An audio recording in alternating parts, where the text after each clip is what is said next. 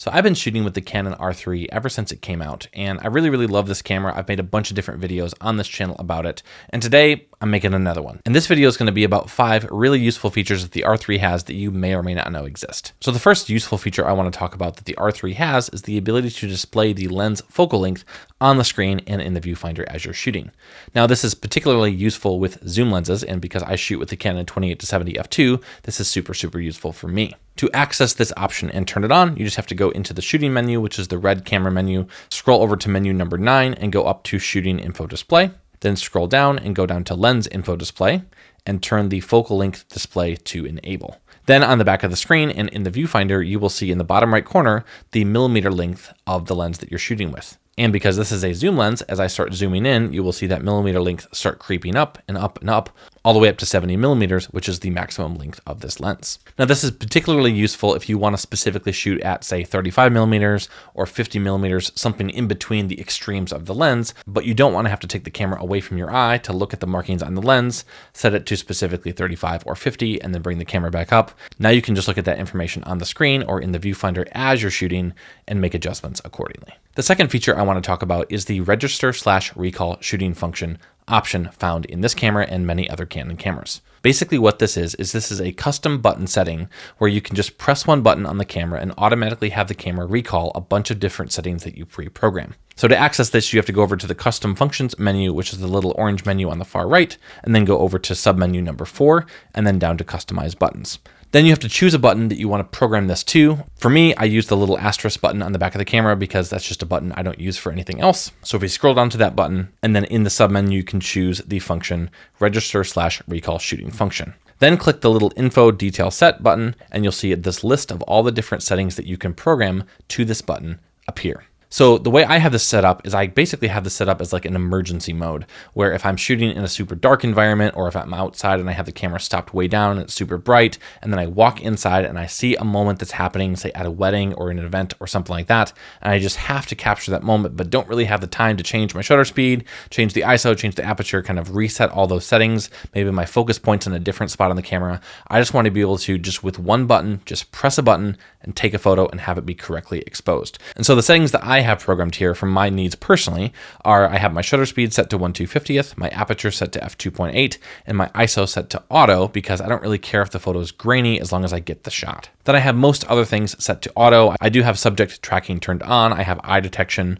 turned on as well. And then I have my autofocus area and point set to like the little expanded grid, but in the middle of the camera. So basically I know that I can walk into a room, I can point the camera directly at the subject that I want to take a photograph of, press that little asterisk button on the back of the camera, and the camera will set itself to 1/250th at f2.8, auto ISO depending on the scene, auto white balance with the focus area spot in the middle. It'll automatically catch focus and track that subject for me, and then I can just press the shutter button and I've captured the shot. Obviously, you can set this up to however you want, but it's a really useful setting that you definitely should know about. The third feature I want to talk about is the high-frequency anti-flicker detection that's built into the R3. Now, a lot of cameras have flicker detection where the camera can kind of shoot around flickering lights, so you don't have like pulsing lights in your images. But one of the really cool features that the R3 has is the ability to automatically detect the specific frequency at which those lights are flickering, and then automatically set the shutter speed to match that flicker, so you don't have to worry about shooting around the flicker because it's never going to happen. So to access this specific mode, you go into the shooting menu and then go over to submenu number 3.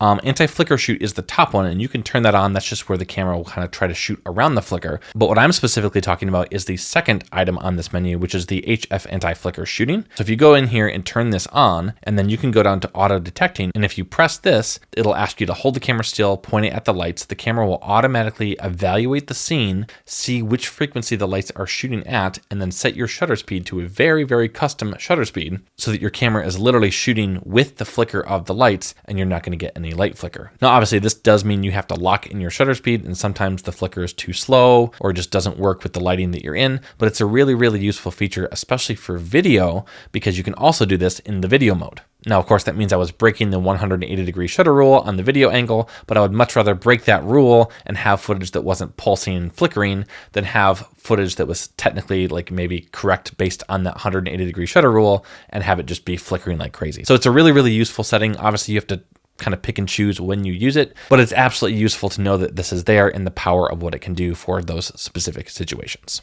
The fourth feature that I want to talk about is the ability to kind of split this camera between a tracking machine and a single point back button focus camera. And you do this by doing another custom button. I love custom buttons on cameras. But if you go back into that custom functions menu and down to submenu number 4 and down to customize buttons, and then scroll down to the AF on button, this only works with the AF on button. So you can't program this to other buttons. It has to be to the AF on button. But if you go and program to the AF on and then go down to metering and AF start, you'll see a little icon pop up at the bottom that says info detail set. If you click that, you'll have a whole new submenu of things that pop up, basically allowing you to customize what happens to the autofocus when you press the AF on button. And so for me, the way that I've programmed this is I have the autofocus start position set. I have the autofocus operation set to a one shot with a small area, subject tracking off, subject detection off, eye detection off. And basically what I've done with this is I've set this up so that when you press the autofocus on button on the back of the camera, it switches the camera from tracking, continuous eye detection, all that kind of stuff, to just a single point back button, single shot mode. And so if you're in the middle of tracking something and you're using all the intelligent features that the R3 has,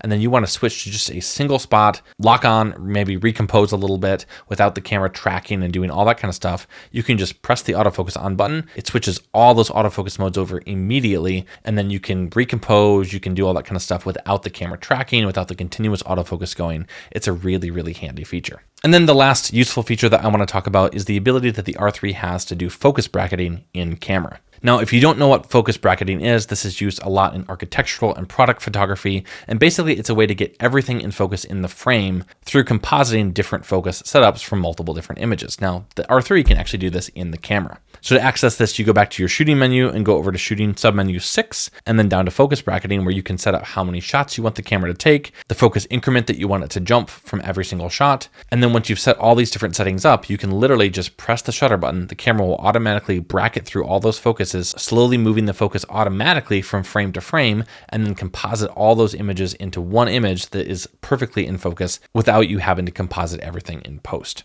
So those are 5 useful features that I found on the R3. Hopefully those have been of interest to you and help you at all. If you've learned something from this video, let me know in the comments, and I will see you in the next video. Peace.